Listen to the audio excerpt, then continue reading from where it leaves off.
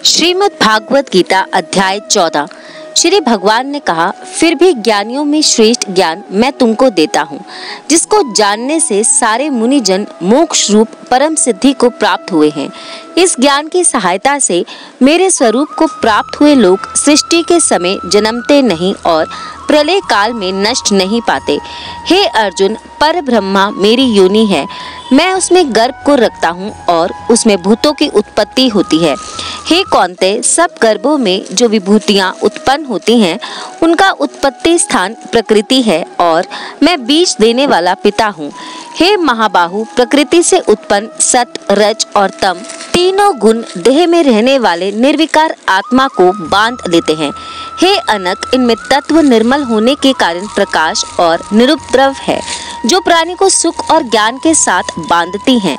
हे कौन्तेय, रोगात्मक रजोगुण से तृष्णा और आसक्ति उत्पन्न होती है, जो प्राणी को कर्म के साथ बांधती है।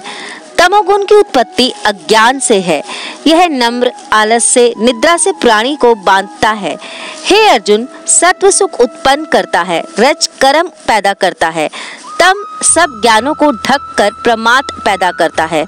हे अर्जुन, सत्व गुण रज और तम को दबाकर बढ़ाता है। इसी प्रकार रज सत्व और तम को और तम सत्व तथा रज को दबाकर बढ़ना चाहता है। इस देह में इंद्रियों द्वारा जब ज्ञान का प्रकाश उत्पन्न हो, तब समझिए सत्व गुण की विशेष वृद्धि हुई है। हे कौन्तेय, रजोगुण की वृद्धि में लोभ, कर्मों में प्रवृत्ति, कर्मों का आरंभ, अशांति और इच्छा उत्पन्न होती है।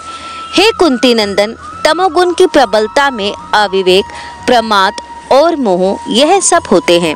जब देह को सत्वगुण के उदय में मृत्यु प्राप्त होती है, तो वह ज्ञानियों के प्रकाश में लोक को पाता है। रजोगुण के उदय से मरकर कर्मों में आसक्त मनुष्य जन्म लेता है और तमोगुण के उदय में मरा हुआ मूढ़ योनि में जन्म पाता है।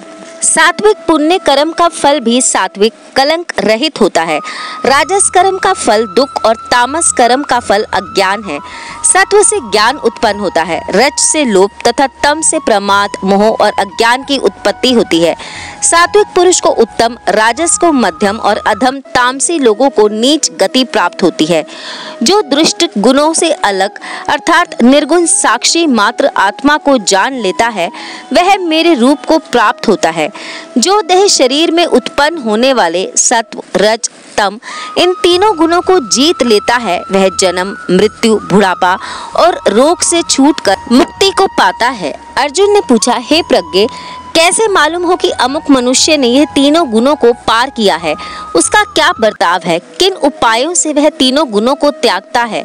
हे पांडव, प्रकाश, प्रवृत्ति और मोह होने से जो दुखी ना हो और निवृत्ति होने से उनकी इच्छा ना करे, उदासीन मनुष्य के समान जिसको सब दुख समान है और गुणों के कर्म होते ही रहते हैं, यह जानकर जो निश्चिंत रहता है और कभी विचलित नहीं होता, जिसको सुख और दुख, मिट्टी, पत्थर और सुवर्ण, प्रिय और अप्रिय, निंदा और स्तुति समान है, जो धीर है, जिसने सभी बखेड़े छोड़ दिए हैं, उसे गुणातीत कहते हैं। जो अनन्य भक्ति से मुझे पूजता है, वह तीनों गुणों को जीतकर ब्रह्म भाव को पाता है, क्योंकि ब्रह्मा का और विकार रहित मोक्ष का और सनातन धर्म का और अखंड सुख का भंडार मैं ही हूँ। अत श्रीमद् भागवत गीता 14वां अध्याय समाप्त।